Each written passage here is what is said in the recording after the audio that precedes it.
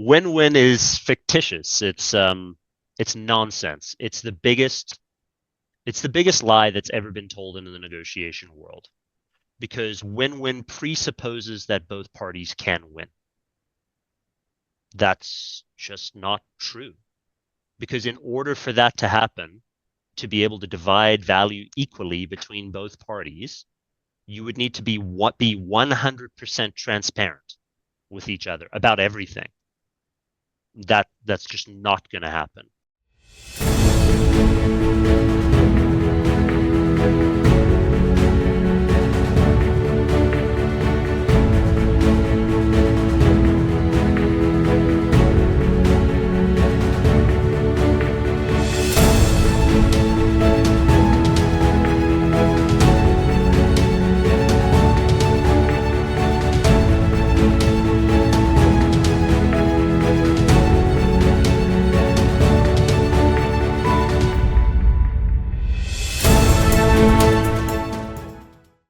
This is Women's Leadership Success podcast.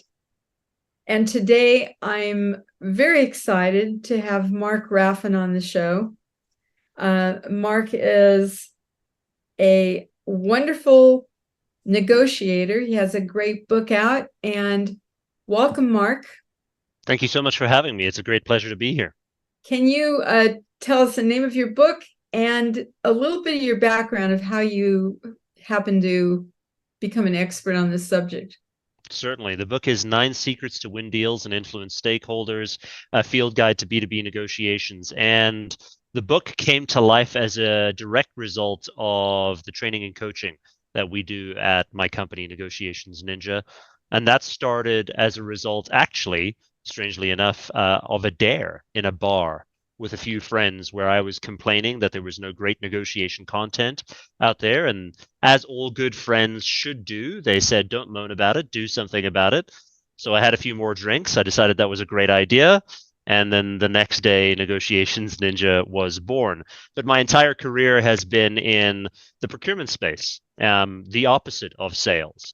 And for the longest time, I have seen hundreds and hundreds of sales presentations and negotiations every single year for a very long time, and grew frustrated with the way that many salespeople were managing their negotiations, and so decided to write a book about it.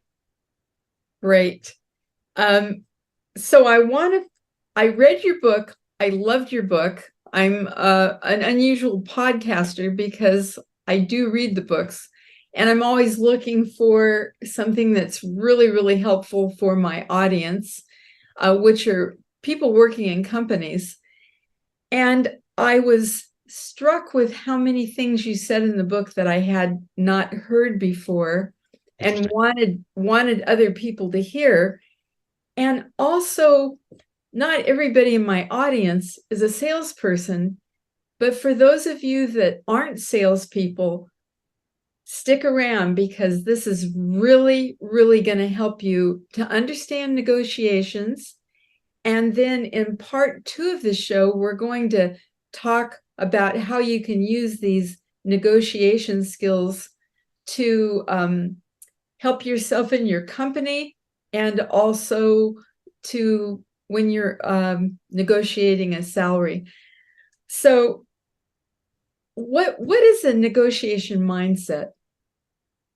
Mindset of negotiation is actually one of curiosity and listening. It's an interesting mindset that a lot of people don't think about. A lot of people consider negotiation to be the word. It carries a lot of baggage, right? Like when you say negotiation, a lot of people immediately, their shoulders start to creep up and they start to get their backs up against the wall. Sometimes negotiation does feel like that, but it should be viewed as something with curiosity. And I find that actually the best negotiators are actually the introverts that listen very, very well. They're curious. They ask great questions. Those are the folks that tend to do well consistently. Just because you speak well, maybe you can string a few sentences together that sound really great, doesn't necessarily mean that you're going to be the greatest negotiator. So when it comes to mindset, it's one of curiosity that I'd propose. Great. And what are you mentioned a lot of these in the book, And like I said, I highly recommend everyone get the book, but tell some of the mistakes that people make when they're negotiating. What, leaving stuff on the table or doing the wrong thing. Yeah, the single biggest thing that I've observed, Sabrina, when people make mistakes in negotiations is that they don't plan for their negotiations. They believe that negotiation is this sort of innate trait more than it is a learned skill. So, and you know what? I think we could probably blame modern media for this, movies, podcasts, shows on TV. If you ever watch any kind of sales show like Glengarry, Glen Ross, or Boiler Room or whatever, you'll see these amazing displays of almost lyrical genius when someone picks up a phone and says something and you think, wow, a deal was created magically out of thin air. Right, That's complete fiction. It's a fallacy, it's a farce, it's make believe. And a lot of people, because of that, believe that negotiation happens that way. They believe that negotiation sort of happens on the fly and that you create value through just having a conversation with someone. The vast majority of people that I speak to when I say, well, what do you want to get out of this deal? Let's just say they're going into a business transaction of any kind, or even an internal conflict in an organization. I say, what do you want to get out of this? They say, well, I want to get a good deal. To which my response is, okay, but that actually doesn't mean anything, right? Like, yes, you want a good deal, and congratulations, wonderful, good for you, but so does everyone. So, what does a good deal constitute for you? What actually makes up that good deal? And once we can get clarity on that, then it becomes much easier to be able to determine what that good deal is. So, maybe for a salesperson, for example, it could be making more money, reducing risk, improving communication. There could be a number of things that you have as aspirational goals. right. Or someone in a project management role. It could be speed of completion on the project. It could be better communication on the project. Could be better teamwork. Could be a number of different things that you aspire to. But then Hmm. you've got to think about, okay, how do I break those aspirational goals down into things we at Negotiations Ninja call success drivers, the things that actually make up the actions that you negotiate into the deal that drive the successful achievement of those aspirational goals. So, for example, I'm not sure when this is going to be published, but in January 2024, we're the Western world collectively, many of us are going to have the aspirational goal of get healthier or lose weight. That actually, on its own, is a great aspirational goal, but doesn't mean anything unless there's action behind it. So, Uh-huh. does that mean watch calories? Does that mean exercise more? Does that mean eat more salad? Does that mean do more cardio? There's got to be something that you negotiate into that to do that thing. The same is true for any negotiation, right? Set the goal, set the aspirational goal, but then actually negotiate something into the deal that helps you to achieve that thing. That that makes a lot of sense. And you also talk about know what you're willing to give up. Yes. Um, and most people don't even think about that. You Very know, counterintuitive. it's Yeah, like not everything's not equal. that's So right. how do you figure that out? How do you figure out what you can give up? It's so first know what you want to get and then also try and think about what is the other party you want to get, right? So I'm negotiating with someone else. They're going to want something out of this too. They're going to ask me for things and I've got to be very clear about what is it that I'm willing to give up. Now, why I say that's counterintuitive is that most people don't go into a negotiation thinking about the things that they're going to concede, right? If the vast majority of people that I ask about this, I say, well, what are you planning to concede and how much of that are you planning to concede? They say, well, I'm actually not planning to concede anything. And to which my response is, you're going to concede everything. Because if you don't know what it is you might be willing, keywords, might be willing to concede, then inevitably you end up either losing out on the deal because you're not willing to give up anything, Right. or you end up giving away way too much and losing tons of value in the negotiation. So trying to get very clear about, well, what is the counterparty going to ask of me? When I say counterparty, I just mean the other person. What is Uh-huh. the other person going to ask of me? Can I actually provide those things? And how much of those things can I provide? And then, quite equally, what am I going to ask for in return for the things that they ask of me? Because if they ask me for something, I'm not just going to give it to them, because that would just be considered a gift. I have to ask for something in return. And that's what I mean by planning for your concessions. Right. Can you share a story about somebody that thought they did this great deal because they got the contract or the deal, but it actually wasn't? Yeah, I mean, the first story in the book is actually very reminiscent of this. It's a story about where someone believed they got a fantastic deal. So they were in a construction deal. They were negotiating with someone. The person they were negotiating with says, "Look, we'll give you this deal if you can start construction in May." And the salesperson was super excited about this. They thought that was wonderful and fantastic, and let's go do it. So they said, yes, absolutely, we can do that. Now, this is unusual because that's the only concession that the counterparty asked for. And obviously, they want to get this work started sooner, or so the salesperson thought. So the salesperson runs to their vice president of sales and says, hey, I've got this fantastic and phenomenal deal. And in her eternal wisdom, that vice president of sales says, hang on, what do you mean you got the deal? I thought you were going to negotiate around this. Why did they just say yes? Show me the deal. So she goes through the deal. Everything looks fine until she gets to the timeline. And then she says to the salesperson, hey, you've agreed to start this in May. And the salesperson says, yes, isn't that wonderful? And the vice president says, no, it's not wonderful because what happens in the month of May in this geographic area? And the salesperson looks confused, has no idea what's going on. Mm-hmm. And she says, it rains the entire month of May. We are now down 1 month in the schedule. We're not going to be able to, we can't even mobilize equipment to the site until the ground is dry. You've screwed up this deal. We're going to lose a phenomenal amount of money on this deal because we're going to have to bring people in later to be able to do it. And we're to hit this timeline. And the salesperson is obviously distraught. They've broken down now at this point. And she says, okay, I'm not signing this. Go back and renegotiate this deal. And she made the right decision. And so we need to be very careful about some of the things that are asked of us because on the surface, they may seem like really good things.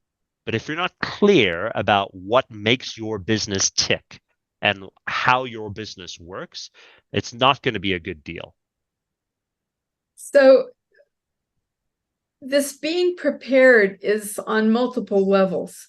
Yes. It's understanding your industry and all of the factors that may come in here that would be pros or cons for how you're doing the deal. Yeah, Uh, absolutely. and what else? Yeah, because this is the thing that I've experienced in companies is people are doing that thing you're talking about of acting like it's a movie or, you just walk in and do it, and then they get hit in the butt kind of. So what are the kinds of things that you prepare in advance? So understanding what it is the economic driver of the deal is very, very important. Understanding what the emotional driver of the deal is very important.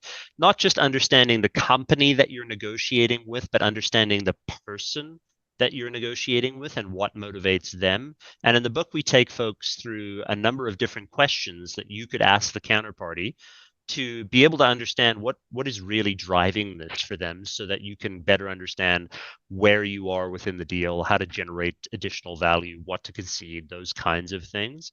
But quite equally, we've got to also think about the difference in the company that we may be negotiating with a company that's at the regional level, for example, of a large multinational.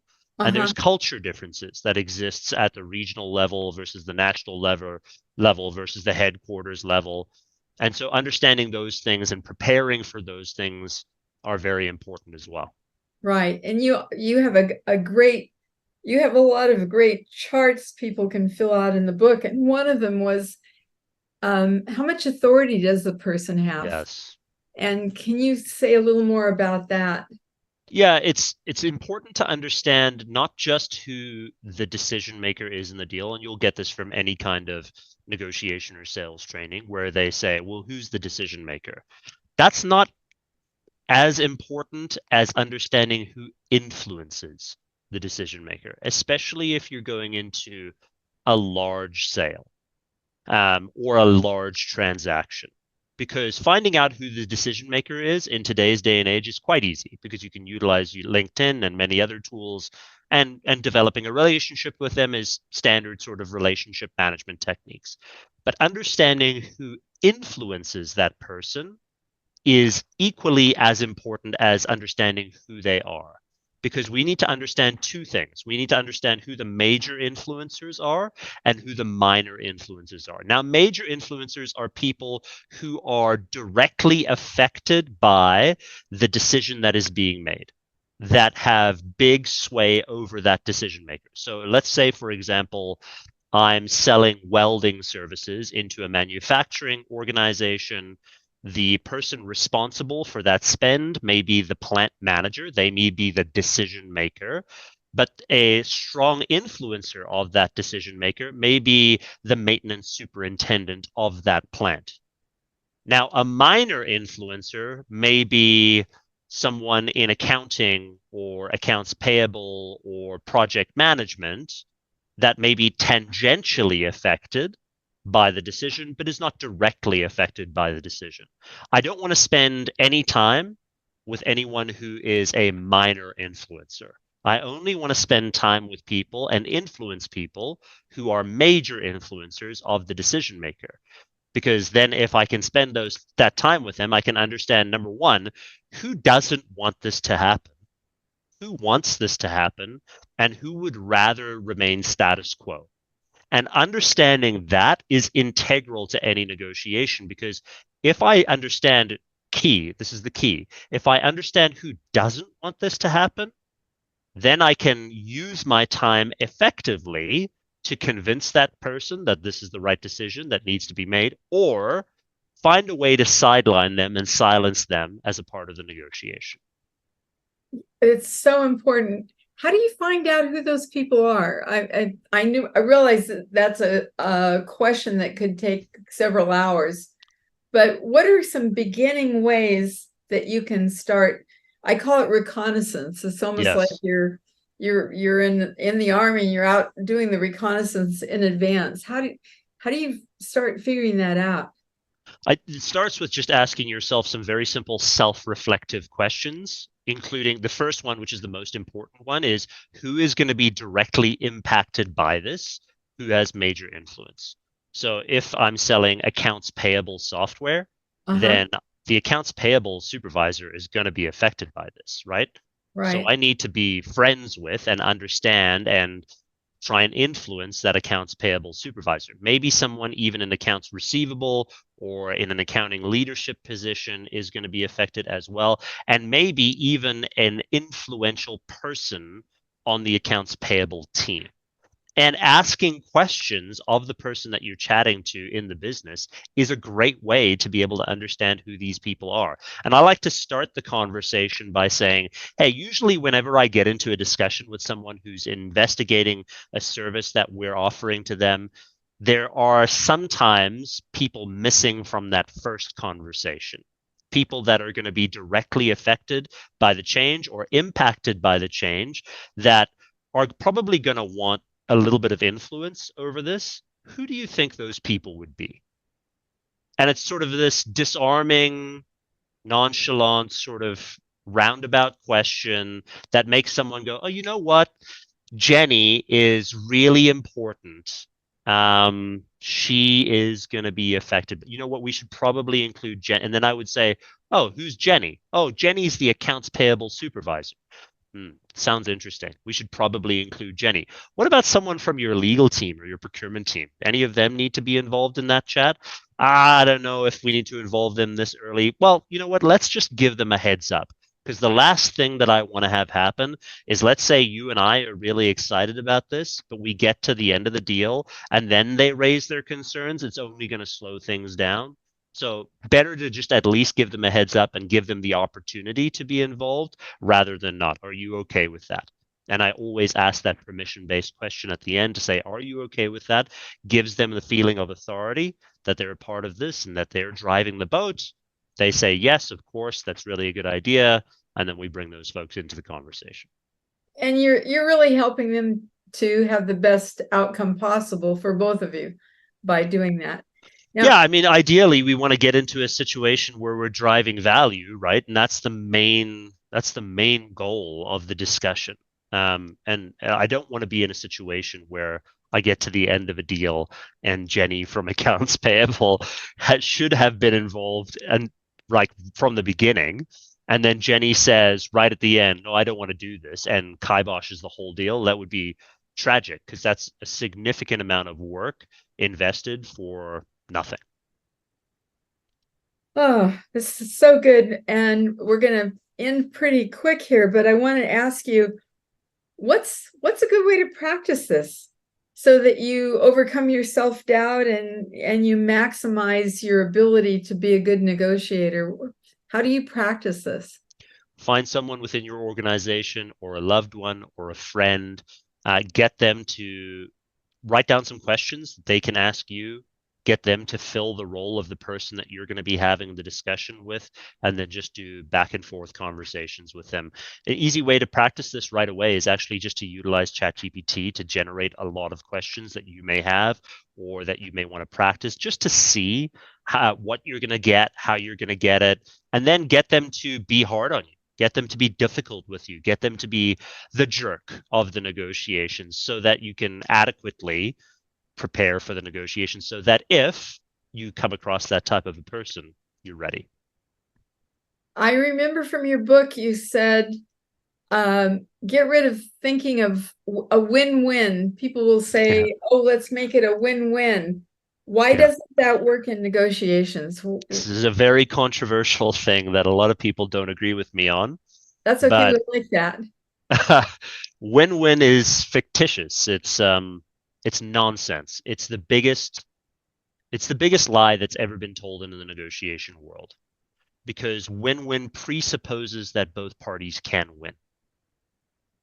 That's just not true. Because in order for that to happen, to be able to divide value equally between both parties, you would need to be 100% transparent with each other about everything. That's just not going to happen. And let's just say, for example, that was going to happen. Let's just say we were going to be 100% transparent with each other about everything. Then we would need to trust each other enough for you not to use that against me and for me not to use that against you, which is also not going to happen. But let's just say, for example, that we did trust each other enough that we weren't going to use it against each other. Now we have to get into a debate with each other about what's fair between each other. But your idea of what fair is and my idea of what fair is may be two different things. That's because fair is subjective. So the idea behind win-win kind of falls flat. Now, some people are going to argue with that and say, Mark, that's not really what win-win means. What win-win really means is both parties walking away from the deal feeling like they've gotten a win. That actually makes less sense to me than the first argument, because if all I have to do is make you feel a certain way, then I just have to find a way to manipulate your emotion. Right. And so that also doesn't make sense. And then you might say, well, Mark, that's not what win-win is about. Win-win is just about what's mutually beneficial. And then I would argue, well, who gets to decide what's mutually beneficial? If we get into an argument at the end of the negotiation and you say, well, this isn't beneficial for me, it's not fair, and my job is to create a win-win because it's now incumbent upon me to create win-win. If I really believe in that, I have to sacrifice value in order to create a win for you. But how do I know if you're not lying to me? Your job is to get a good deal for your organization. My job is to get a good deal for my organization. there's no way for us to be able to determine if that was truly win-win, because we would need to open up the books to each other at the end and go, well, what kind of value did you create? And that's just not reality. So I assume you want everybody to be ethical and to make deals that work well for both parties, but that doesn't mean they're going to be equitable exactly. And they never can be. And Yeah, I they mean, I want you to be as ethical as you can be, and I want you to work ethically, but I don't want you to be caught up in the trap of win-win outcomes, because got it. win-win outcomes are a Yes, dangerous position to put yourself in, and they open you up to being manipulated by the counterparty. Because if you really believe in that, then all I have to do is say to you, hey, Sabrina, look, I don't feel like I'm getting a win here. And now what are you going to do? right. So I think it's a very dangerous. Now, some people say, well, Mark, if you don't believe in win-win, then surely you believe in win-lose. No, because it's built on the same premise. The idea of win-lose is also nonsense. Now, what does that mean? It means that we believe in goal-based negotiation, which is the entire purpose of the book. Set the goal, set the strategy, focus on that. I love it. We're going to end pretty quick here, unless you have one other comment you want to make before we finish. We're going to end, and we're going to have a part 2 because Mark has such incredible things to share. We're going to end up talking about how to negotiate between departments, how to increase your influence and persuasion, and how to negotiate your salary for a new job in part 2. Thanks very much, Mark, for being here today. Thank you for having me.